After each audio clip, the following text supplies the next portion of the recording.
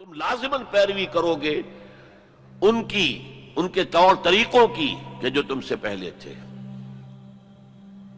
حتیٰ کہ اگر وہ گوہ کے بل میں گھسے تھے تم بھی گھسو گے، اور اگر ان میں سے کوئی شقی ایسا اٹھا تھا کہ اس نے اپنی ماں سے زنا کیا تو تم میں بھی کوئی بدبخت ضرور ایسا اٹھے گا جو اپنی والدہ سے زنا کرے گا۔ کہ حضور صلی اللہ علیہ وسلم نے فرمایا میری امت پر بھی وہ تمام حالات وارد ہو کر رہیں گے جو بنی اسرائیل پر آئے، بالکل ایسے ہی جیسے کہ ایک جوڑے کی دو جوتیاں ایک دوسرے کے مشابہ ہوتی۔ اس حدیث نے ایک دم میرے لیے امت مسلمہ کے ماضی حال اور مستقبل کو سمجھنا ممکن بنا دیا، اور اس سمندر کو کوزے میں بند کرنے کا امکان مجھے نظر آیا کہ نبی اکرم صلی اللہ علیہ وسلم نے دو اعتبارات سے مشابہت کا ذکر کیا ہے۔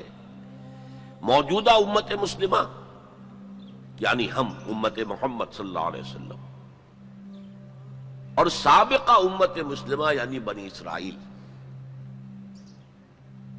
آپ میں سے بہت سے حضرات کے لیے تو بنی اسرائیل کے لیے یہ اصطلاح ہی بہت عجیب سی محسوس ہو رہی ہوگی، سابقہ امت مسلمہ۔ تو یہ اصل میں ہماری ناواقفیت کی وجہ سے ہے، ورنہ جیسے کہ غالب نے کہا تھا کہ ریختہ کے ایک تم ہی استاذ نہیں ہو غالب، سنتے ہیں اگلے زمانے میں کوئی میر بھی تھا۔ تو ایسے ہم ہی واحد امت مسلمہ نہیں ہیں، ہم سے پہلے بھی ایک عظیم امت رہی ہے بنی اسرائیل۔ وہ حضرت موسیٰ کے امتی تھے، ہم حضرت محمد کے امتی ہیں صلی اللہ علیہ وسلم علیہ الصلوۃ والسلام۔ انہیں تورات دی گئی تھی، ہمیں قرآن دیا گیا ہے، اور قرآن مجید میں بار بار آتا ہے کہ اہل ایمان جس طرح قرآن پر ایمان رکھتے ہیں ایسے ہی تورات اور انجیل پر بھی ایمان رکھتے ہیں، یعنی اس بات پر ایمان کہ وہ اللہ کی کتابیں تھیں اگرچہ ان میں تحریف ہو گئی۔ پھر ذہن میں رکھیے اس امت میں تین کتابیں نازل ہوئی ہیں، تورات، زبور اور انجیل۔ اس کے علاوہ بہت سے نبیوں کے صحیفے، اولڈ ٹیسٹمنٹ جو ہے عہد نامہ قدیم، کتنے انبیاء کے صحیفے اس میں شامل ہیں۔ یہ بھی نوٹ کیجئے کہ یہ وہ امت ہے جس کے لیے قرآن میں 4 مرتبہ آیا ہے کہ ہم نے انہیں تمام جہان والوں پر فضیلت دی تھی۔ 2 مرتبہ تو صرف سورہ بقرہ میں میں نے ہی انہی الفاظ میں آیت وارد ہوئی ہے، 6 رکوع کے شروع میں اور 15ویں رکوع کے شروع میں، یا بنی اسرائیل اذکروا نعمتی التی انعمت علیکم وانی فضلتکم علی العالمین۔ اے بنی اسرائیل یاد کرو میرے انعام و اکرام و احسان کو جو میں نے تم پر کیا، اور میں نے تمہیں تمام جہان والوں پر فضیلت دی۔ پھر جب سے یہ ایک امت کی شکل میں آئے، اس سے پہلے وہ ایک قوم تھے بنی اسرائیل، 12 قبیلے جو حضرت یعقوب علیہ السلام کے 12 بیٹوں سے چلے، قوم تھے وہ، امت نہیں تھے۔ امت تب بنے ہیں جب حضرت موسیٰ علیہ السلام کو تورات دی گئی۔ اس وقت سے لے کر 1400 برس ایسے گزرے ہیں اس امت میں کہ کوئی ایک لمحہ بھی نہیں تھا کہ کوئی نبی موجود نہ ہو۔ یہ جو چین ہے مسلسل انبیاء کی، آغاز بھی 2 رسولوں سے ہوا، موسیٰ اور ہارون علیہم السلام، اختتام بھی 2 پر ہوا، عیسیٰ اور یحییٰ علیہم السلام، اور دونوں کے درمیان سمجھئے کہ وہ ڈور بندھی ہوئی ہے کہ اس میں کہیں کوئی رکھنا نہیں۔ بخاری شریف میں روایت ہے حضور کی صلی اللہ علیہ وسلم،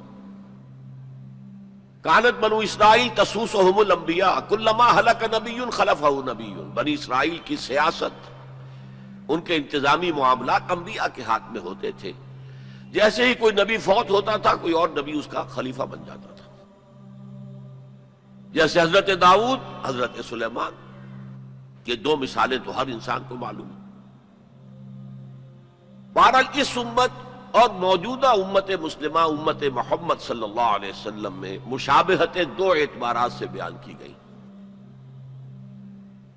ایک اس اعتبار سے مسلمانوں تم میں بھی وہ ساری گمراہیاں پیدا ہوں گی جو سابقہ امت میں پیدا ہوئی۔ لَتَتَّبِعُنَّ سُنَنَ مَنْ كَانَ قَبْلَكُمْ، تم لازماً پیروی کرو گے ان کے طور طریقوں کی کہ جو تم سے پہلے تھے، حتیٰ کہ اگر وہ گوہ کے بل میں گھسے تھے تم بھی گھسو گے، اور اگر ان میں سے کوئی شقی ایسا اٹھا تھا کہ اس نے اپنی ماں سے زنا کیا تو تم میں بھی کوئی بدبخت ضرور ایسا اٹھے گا جو اپنی والدہ سے زنا کرے گا۔ تو یہ تو ہے گمراہیوں کا معاملہ، امت کے اندر پیدا ہونے والی اعتقادی اور عملی گمراہیاں۔ چنانچہ اس کے ضمن میں جو 10 رکوعوں پر مشتمل فرد جرم عائد کی گئی ہے بنی اسرائیل پر سورہ بقرہ میں، 5ویں رکوع سے شروع ہوتی ہے بات اور 15ویں رکوع کے آغاز تک چلتی ہے۔ اس میں در حقیقت ہم اپنی موجودہ کیفیت کا اس آئینے میں مشاہدہ کر سکتے ہیں۔ وہ ساری اعتقادی اور عملی گمراہیاں ہمارے اندر پیدا ہوئی۔ ہم تو بخشے بخشائے ہیں، سیغفر لنا، ہم تو اللہ کے محبوب اور چہیتے ہیں، ہمیں تو آگ جہنم کی چھوئے ہی کہ نہیں چھوئے گی تو گنتی کے چند دن۔ پھر دین کے اندر تفریق، کچھ احکام ماننے کچھ نہ ماننے، جس کا میں حوالہ اس سے پہلے دے چکا ہوں۔